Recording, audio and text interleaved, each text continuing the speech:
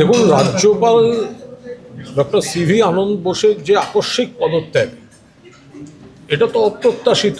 মাননীয় মুখ্যমন্ত্রী মমতা বন্দ্যোপাধ্যায় ইতিমধ্যেই তার বক্তব্য জানিয়েছেন।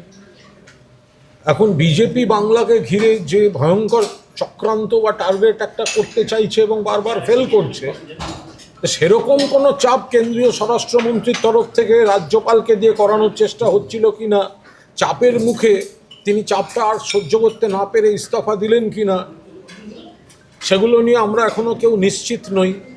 তাছাড়া একটা রীতি ভেঙে কেন্দ্রীয় সরকার নতুন রাজ্যপালের নাম জানিয়ে দিচ্ছেন মাননীয় মুখ্যমন্ত্রী বা সরকারের কাছে, কিন্তু মাননীয় মুখ্যমন্ত্রীর সঙ্গে আলোচনা করা হচ্ছে না, তার মতামত নেওয়া হচ্ছে না।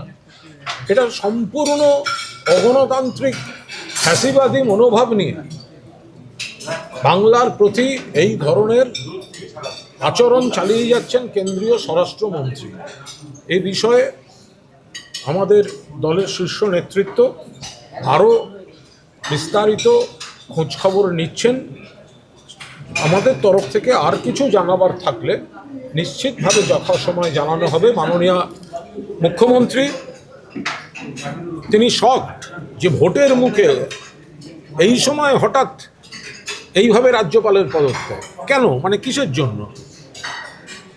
যখন বিজেপির এই এসআইআর এবং অন্যান্য সমস্ত নিয়ে নানা ঘটনা দেখা যাচ্ছে, নির্বাচন কমিশন সেখান থেকে জ্ঞানেশ কুমার বা এই ধরনের পদাধিকার এদের ব্যবহার করে নানা অপকীর্তি করানো হচ্ছে, এখন আনন্দ বোসের উপরও এরকম কোনো চাপ দেওয়া হচ্ছিল কিনা, যে চাপটা তিনি নিতে পারলেন না, তা নিয়েও প্রশ্ন তোলার অবকাশ থাকছে।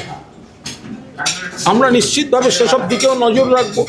আর একজন রাজ্যপাল ইস্তফা দিচ্ছেন, তো কেন্দ্রীয় সরকার মুখ্যমন্ত্রীর সঙ্গে আলোচনা করবে না, তার মতামত নেবে না। ফলে এটা যেটাই হয়েছে সেটা একটা স্বাভাবিক ঘটনা ঘটেনি। দিনের শেষে যে রাজ্যপালকেই পাঠিয়ে থাকুক কেন্দ্র রাজভবনে, সেই রাজ্যপালকেই কিন্তু মুখ্যমন্ত্রী হিসেবে মমতা বন্দ্যোপাধ্যায়কে শপথ বাক্যটা কিন্তু পাঠ করাতে হবে, এটা যেন অমিত শাহ মনে রাখে।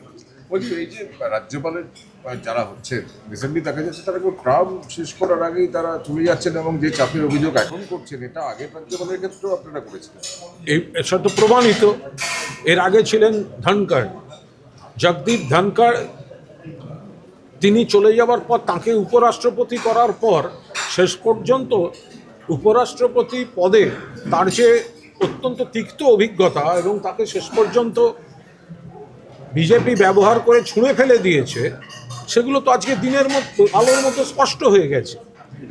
ফলে আমরা খোঁজ নিচ্ছি, সেগুলো আমরা নিশ্চিতভাবে খোঁজ নিচ্ছি যে ডক্টর সিভি আনন্দ বোস, তাকে হঠাৎ এইভাবে, আমরা তার সুস্থতা কামনা করি তিনি যদি অসুস্থ থাকেন, কিন্তু তার মানে এই নয় যে ভোটের মুখে হঠাৎ রেজিগনেশন। যে মানুষটি ঘুরছেন, কর্মসূচি নিচ্ছেন, বৈঠক করছেন, তিনি হঠাৎ ভোটের মুখে ইস্তফা, এতে তাকে ইস্তফা দিতে বাধ্য করা হচ্ছে কিনা সেটাও খোঁজ নিয়ে দেখতে হবে। দিল্লিতেই আছে, আমি বলছি তো, এতই অসুস্থ যিনি প্লেন ধরে দিল্লি যেতে পারলেন, এতই অসুস্থ যিনি, তার ইস্তফাটার জন্য তার আগে তার কোনো রকম অন্য কোনো প্রতিক্রিয়া পাওয়া গেল না।